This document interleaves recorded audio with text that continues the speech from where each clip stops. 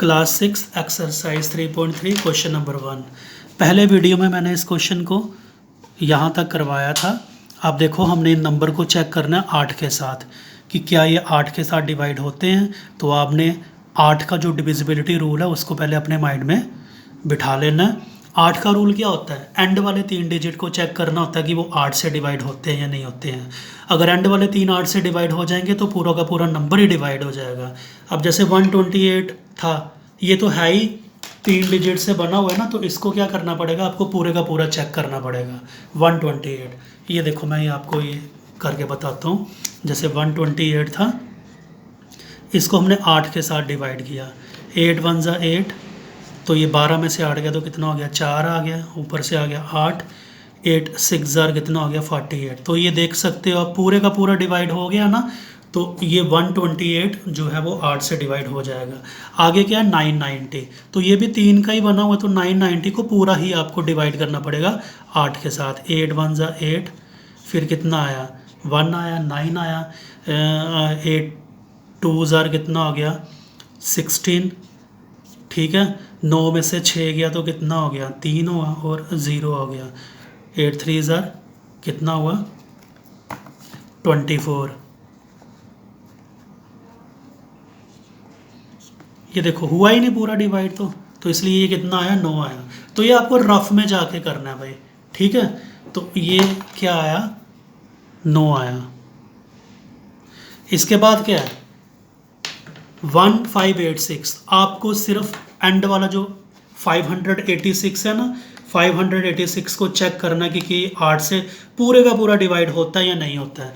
Rough में जाके check कर लेना इसको, तो ये डिवाइड नहीं होता है, ठीक है। तो इसलिए ये, क्योंकि 586 जो है ये 8 के साथ डिवाइड हुआ ही नहीं, इसलिए 1586 ये भी डिवाइड नहीं होगा।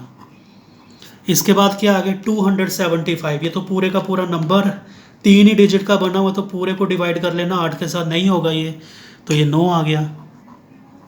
फिर आगे क्या है? 6686, तो क्या पूरे को चेक करोगे? नहीं, एंड वाले 3 डिजिट देख लेने हैं। वो क्या है? 686 है।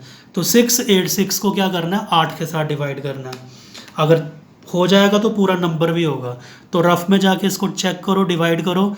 देखो, अगर 686 पूरे का पूरा 8 के साथ डिवाइड होता है तो ये पूरे का पूरा नंबर भी डिवाइड हो जाएगा। लेकिन मैंने रफ में इसको चेक किया, 686 डिवाइड नहीं हो रहा है, तो इसलिए 8 के साथ नहीं होगा, ठीक है। उसके बाद देखो, ये पूरे का पूरा नंबर देखने की कोई ज़रूरत नहीं है। एंड वाले 3 डिजिट देखो बस, वो क्या है? 210। रफ में जाके इसको चेक कर लो कि क्या ये 8 के साथ डिवाइड होते हैं? नहीं होते हैं ये डिवाइड, इसलिए इसका आंसर कितना आ गया? इसका क्या आंसर आया? 9 आया। क्या चेक किया था हमने? 210। देखो कैसे चेक करना है। ये 210 था ना, इसको 8 के साथ करना है आपने। 8 2 ज़ार कितना होता है? 16। 11 में से 6 गया तो कितना हो गया? 5 और ये 0। 8 6 ज़ार कितना हो गया? 48।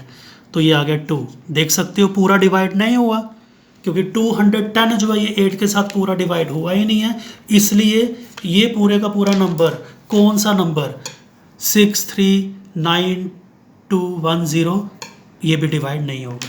अब अगला जो नंबर है 429714, सिर्फ एंड वाले 3 डिजिट देखने हैं।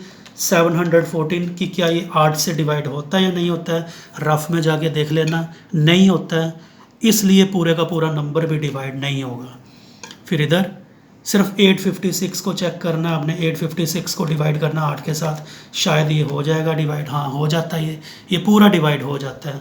आपको रफ में करके बता देता हूँ क्या था ये। 856, ये देखो 856 को हमने 8 के साथ डिवाइड करना है। कितना आया? 8 1 ज़ा 8। 56 पूरा उतारना पड़ेगा आपको, 2 नंबर उतारे 0। 8 7 ज़ार 56, ये पूरे का पूरा चला गया ना, पूरे का पूरा डिवाइड हो गया। इसलिए ये जो नंबर था ना, कौन सा? 2856, ये डिवाइड हो जाएगा 8 के साथ। आगे है 3060, इसके एंड वाले 3 डिजिट हैं, कौन से हैं वो? 060।